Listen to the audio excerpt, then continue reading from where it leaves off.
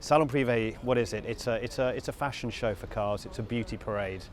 We have the best manufacturers from around the world mixed in with a lot of luxury brands. It's an experience, so great food, great hospitality, champagne all day long. What's not to like?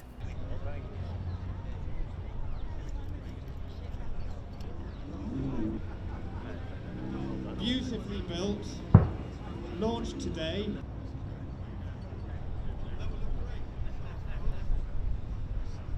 Today, I mean, this is on your front lawn. on my Tell us a little bit about this. As you just said, this is the 296 GTB. We have the Everati. You'll see this car. This car's been getting a lot of media publicity since Justin. Welcome to Salon Privé. You've been away in Oman, I think, recently.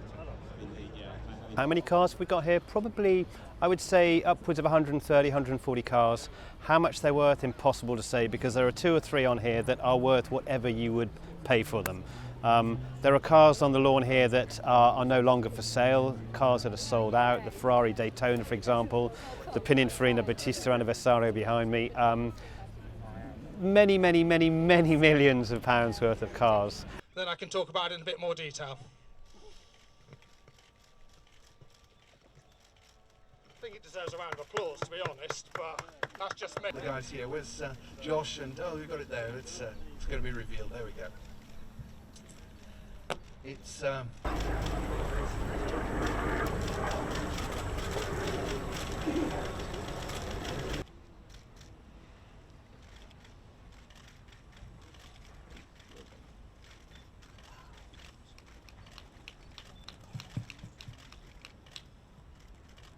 blue Rolls-Royce Black Badge. So Black Badge has a slightly different, and for me, in layman terms, that means we have a huge amount of detail.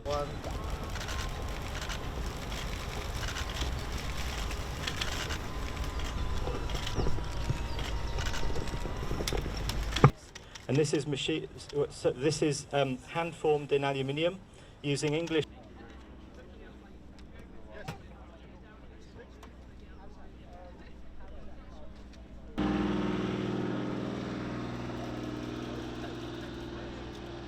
I think the Austin Healey has a beautiful form. Both the exterior design is fantastic.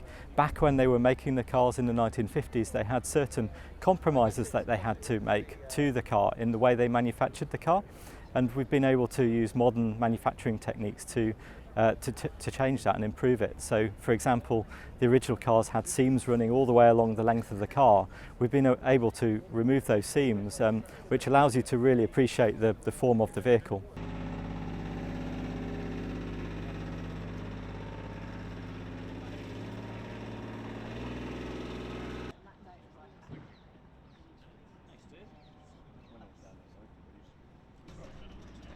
Holland Central.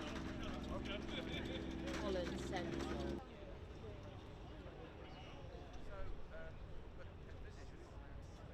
It's always had a petrol engine. There is a real emotional side to driving a car with a petrol engine, the noise that you get that's very visceral. And I think when everybody's switching to electric, there's something that people really enjoy about enjoying that kind of petrol engine as well. So I think there's definitely a market for both. There's definitely a market for electric classics, but there's also definitely a market for cars like this.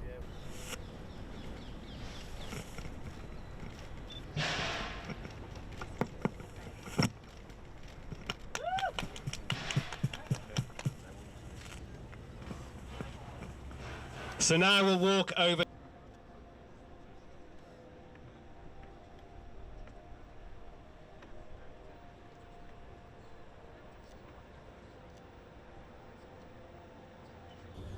People want to drive design icons.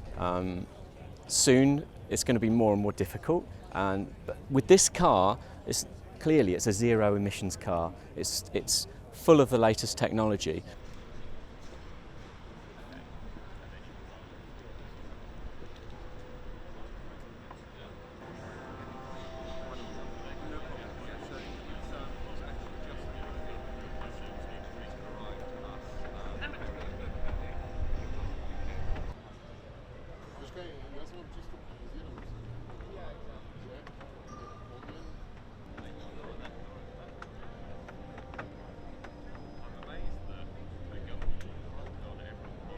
it's had its toll on the whole industry. Yes, we've worked through all of it, and we now have this production intent vehicle. So we're in a good place now. We're warming up to production. We'll start building customer cars later in the year, start delivering them early next year. So yeah, yes, it's affected us, but it's not stopping us progressing, at quite a considerable rate now.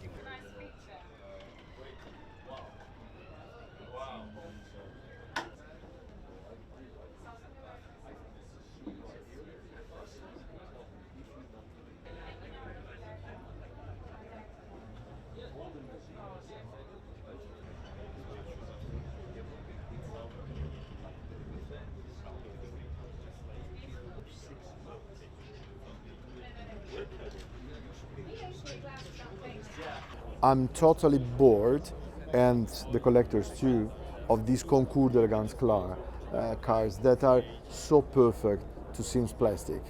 We love the car as they were. I think that what it makes you the emotion, and you can smell what was this car modeled 70 years ago.